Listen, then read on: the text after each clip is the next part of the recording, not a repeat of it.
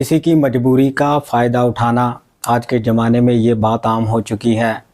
इंसानियत तो जैसे हम इंसानों में से ख़त्म ही हो चुकी है। आए दिन कोई ना कोई ऐसी घटना सामने आ ही जाती है जो इंसानियत को शर्मसार कर देती है। और बिल्कुल ऐसा ही होता है आज की इस सच्ची घटना में भी, जहाँ पे एक महिला की मजबूरी का फ़ायदा उठाकर कुछ लोग उसके साथ 14 दिनों तक उसका रेप करते रहते हैं। आदाब, नमस्कार, सत श्री अकाल। दोस्तों, बहुत बहुत स्वागत है आपका CHD क्राइम सफ़र के एक नए एपिसोड में। उम्मीद करता हूँ आप सब ठीक ठाक होंगे। और हर बार की तरह आपसे ये गुजारिश है कि अगर आप इस चैनल पर नए हैं तो चैनल को सब्सक्राइब और वीडियो को लाइक कर दें। और अगर आप मुझे कोई अपनी राय देना चाहते हैं तो वो भी आप कमेंट सेक्शन में बता सकते हैं। दोस्तों, आज की ये कहानी वाकई हैरान कर देने वाली है। आज की जो सच्ची घटना मैं आपको सुनाने जा रहा हूँ वो राजस्थान प्रदेश से है। राजस्थान में ही एक ज़िला पड़ता है डींग, और इसी ज़िले के अंदर एक गांव पड़ता है जोतली, और यहीं पर ही एक थाना पड़ता है कामा थाना। दरअसल 15 सितंबर 2023 को एक महिला लड़खड़ाते हुए कामा थाने में पहुंचती है। महिला की उम्र लगभग 32 साल के आसपास की थी। महिला की हालत बहुत ही ज़्यादा ख़राब थी। वो बड़ी मुश्किल से चलकर थाने में पहुंचती है। उसकी जुबान भी लड़खड़ा रही थी। पुलिस वाले जब महिला को देखते हैं तब उसे बैठने के लिए कुर्सी देते हैं। पुलिस वाले उस महिला से पूछते हैं कि आपकी ऐसी हालत कैसे हुई है।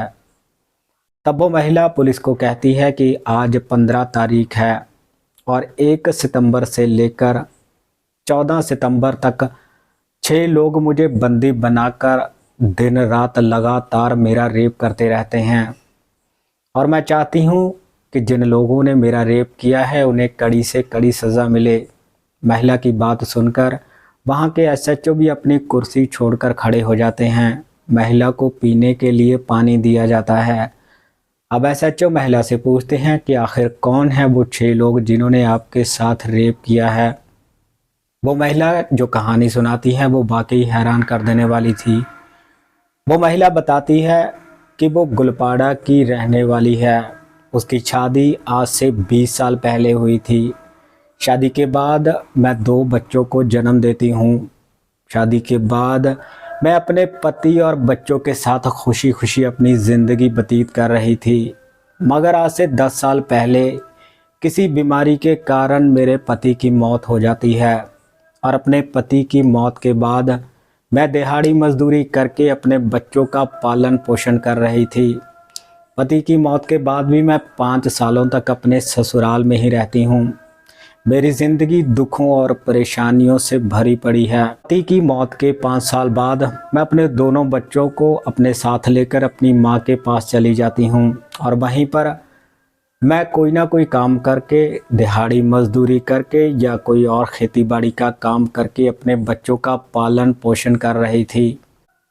मेरी ज़िंदगी बहुत ही ज़्यादा दुखों और परेशानियों से भरी पड़ी थी। मैं हर रोज़ रोती थी और अपनी ज़िंदगी को ख़त्म करने के बारे में सोचती थी, मगर फिर मेरे बच्चों का चेहरा मेरे सामने आ जाता था।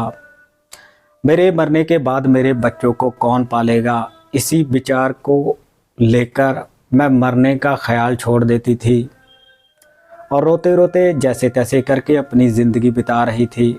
इसी बीच में अगस्त के महीने में जहाँ पे मैं काम करने के लिए जाती थी वो काम भी अचानक बंद हो जाता है, जिसके कारण मेरी परेशानियाँ और भी ज़्यादा बढ़ जाती हैं। बेरोज़गार होने के बाद मैं नए काम की तलाश करनी शुरू कर देती हूँ। अब मैं नए काम की तलाश करने के लिए आसपास के लोगों से भी कहती हूँ। इसी बीच में मुझे एक नंबर मिलता है, और वो नंबर राजस्थान के सीकरी गांव के अंशु नाम के एक युवक का था। मैं जब अंशु से फ़ोन पे बात करती हूँ तब अंशु मुझे कहता है कि यहाँ पर तुम्हारे लिए एक नौकरी है, और उस नौकरी करने के तुम्हें हर महीने 15,000 रुपये मिलेंगे, और रहने के लिए एक कमरा भी दिया जाएगा जहाँ पे तुम आराम से अपने बच्चों के साथ रह सकती हो। मगर उससे पहले तुम एक बार अकेली यहाँ पर आकर अपना काम और कमरा दोनों ही देख लो। अगर तुम्हें सही लगेगा फिर तुम अपने बच्चों को भी अपने साथ ले आना। अब 1 तारीख को मैं अपनी माँ के पास अपने दोनों बच्चों को छोड़कर सीकरी चली जाती हूँ। मैं अपनी माँ से कहती हूँ कि मुझे एक नई नौकरी मिली है, उसी के बारे में पता करने के लिए मैं सीकरी जा रही हूँ। अब सुबह के लगभग 10 बजे मैं 1 तारीख को सीकरी पहुँच जाती हूँ और वहाँ जाकर अंशु को फ़ोन करके कहती हूँ कि मैं सीकरी पहुँच चुकी हूँ, तो मुझे काम और कमरा दोनों ही दिखा दो। थोड़ी देर में ही अंशु वहाँ पर पहुँच जाता है। वो अपनी बाइक पे मुझे बिठाकर एक सुनसान जगह पर लेकर चला जाता है। वहीं पर एक कमरा भी था। अब अंशु मुझे उस कमरे में लेकर जाता है और अपने कुछ दोस्तों को वहाँ पे फ़ोन करता है। वो मुझे कहता है कि मेरे दोस्त यहीं पर तुम्हारा इंटरव्यू लेंगे। जिन दोस्तों को वो फ़ोन करता है उनके नाम गल्पा, जैकब, अजय और जमशेद थे। अब चारों और पांचवा ये अंशु, एक लड़का और था। अब ये 6 युवक मिलकर मुझे पीने के लिए कोल्ड ड्रिंक देते हैं और मुझसे पूछते हैं कि तुम क्या क्या काम कर सकती हो। अभी ये मेरे साथ बातें कर ही रहे थे कि कोल्ड ड्रिंक पीने के बाद मुझे नींद आ जाती है और जब कई घंटों बाद मेरी आंखें खुलती हैं तब मैं देखती हूँ कि मैं उसी कमरे पे एक बेड पर लेटी हुई थी। मेरे तन पर एक भी कपड़ा नहीं था, मेरे हाथ जंजीरों से बंधे हुए थे और यहीं से दरिंदगी की कहानी शुरू होती है। अब वो एक एक करके मेरे पास आते थे और मेरा रेप करते थे। एक जाता, दूसरा आ जाता, दूसरा जाता तो तीसरा आ जाता, तीसरा जाता तो चौथा आ जाता। इस तरह से बारी बारी करके वो मेरे पास आते थे और मेरा रेप करते रहते थे। वो 14 दिनों तक लगातार दिन रात मेरा रेप करते हैं। जब मैं खाने के लिए खाना मांगती हूँ तो बहुत ही कम खाना मुझे दिया जाता है ताकि मैं सिर्फ ज़िंदा रहूँ और वो मेरे जिस्म से अपनी हव्ज़ मिटाते रहें। वो दरिंदे मेरी कोई भी बात नहीं सुनती। मैं उनके सामने बहुत रोती हूँ, गिड़गिड़ाती हूँ, मगर वो सिर्फ मेरे साथ अपनी हव्ज़ मिटाने के लिए ही आते थे। अब 14 दिनों बाद जब उनका मन भर जाता है तब वो मुझे कहते हैं कि तुम्हें ज़िंदा छोड़कर हम तुम्हारे ऊपर ये एहसान कर रहे हैं और अगर ये बात तुमने पुलिस को बताई या किसी और को बताई तो हम तुम्हें और तुम्हारे बच्चों को भी जान से मार देंगे।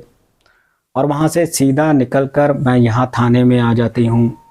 अब महिला की बातें सुनकर एसएचओ इस महिला की तहरीर पर उन सभी दोषियों को गिरफ्तार कर लेते हैं। महिला को इलाज के लिए हॉस्पिटल में भर्ती करवा दिया जाता है और उन सभी दोषियों के ऊपर गंभीर से गंभीर धाराएं लगाकर उन्हें जेल में भेज दिया जाता है। इस घटना से हमें पता चलता है कि अगर हम किसी को अपनी मजबूरी या परेशानियों के बारे में बताते हैं तो कैसे वो लोग हमारी मजबूरियों और परेशानियों का फ़ायदा उठा सकते हैं। आज के ज़माने में कोई भी आपका सच्चा दोस्त नहीं है। जिसे आप अपना सच्चा या ख़ास दोस्त समझ के अपनी मजबूरी के बारे में बताते हैं वही आपकी मजबूरी का या तो मजाक उड़ाएगा या फिर आपकी मजबूरी का फ़ायदा उठाएगा। दोस्तों, आज के ज़माने में कोई भी किसी का दोस्त नहीं है। आजकल हर कोई किसी की मजबूरी का फ़ायदा उठाने के चक्कर में रहता है। इस घटना में भी आपने देखा कि कैसे उस महिला ने जब लोगों को अपनी मजबूरी के बारे में बताया तब वो लोग उसकी मजबूरी का फ़ायदा उठाकर 14 दिनों तक उस महिला के साथ दरिंदगी करते रहते हैं। सो इस पूरे घटनाक्रम के बारे में आप अपनी राय कमेंट सेक्शन में ज़रूर रखिएगा और इस घटनाक्रम को सुनाने का मकसद आपको परेशान करना नहीं था बल्कि आपको जागरूक करना है ताकि आप जहां भी रहें सतर्क रहें। सो मिलते हैं किसी और क्राइम की कहानी में, किसी और सच्ची घटना में। तब तक आप अपना ख्याल रखिएगा, सतर्क रहिएगा। जय हिंद।